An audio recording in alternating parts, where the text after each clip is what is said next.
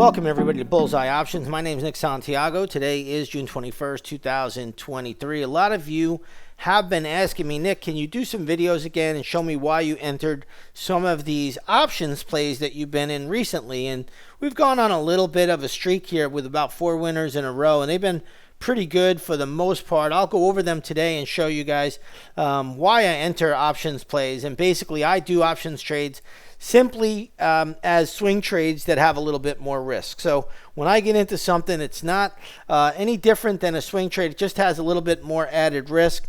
And I'm going to show you a trade that we did. The first one was Amgen. We did this on June 1st. We got out of this on June 5th. And basically, we made about 30.2%. So here you'll see that we got in right on this big downdraft session and got out of it pretty quickly for the first trade. And you'll see that we made on that play 30.26%.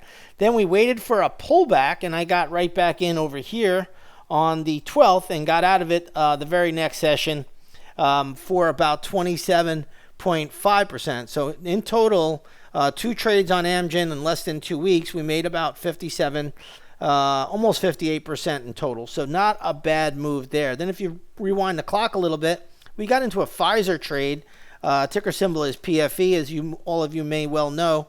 And that one we got in on May 18th. You'll notice that was a pivot low. I had given out the level to the Bullseye members all the way in March. I said Pfizer will trade down to around $37. Wait for it to pierce there. That's when you want to get involved.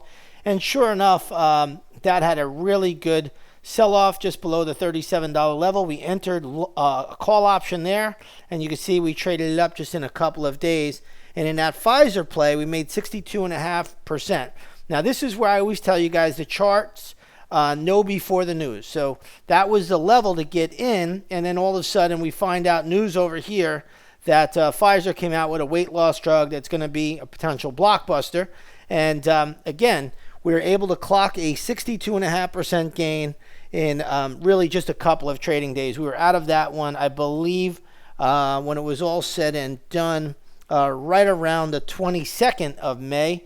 I got in on that on the 18th and out on the 22nd. So pretty nice pop there. It even went a little bit higher, pulled back, and you can see Pfizer hanging in there pretty well at the moment.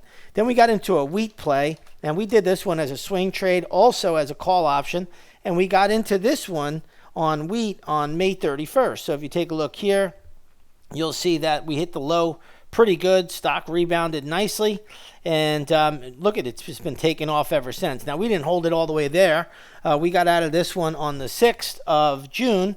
And you'll see that right here into this red bar, we sold it off. We sold out of our position, and again, that gave us a 33.3% gain.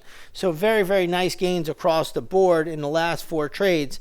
And again, these are just very, very good levels for swing trades, but they come with a little bit added risk. We may have a downtrend going on in the daily chart, and they just are a little bit riskier. So we do those trades with options, and we don't have to lay out a ton of capital. I always tell the members to not lay out a lot of money.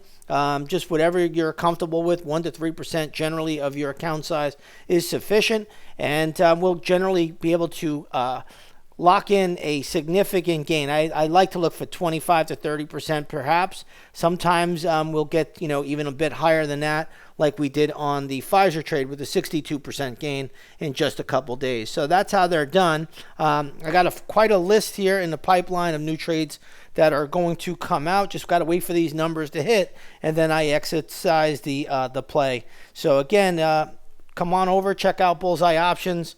We're having a pretty good year, and we're going to look to keep that going. With that being said, everybody have a great trading day. We'll see you on the charts.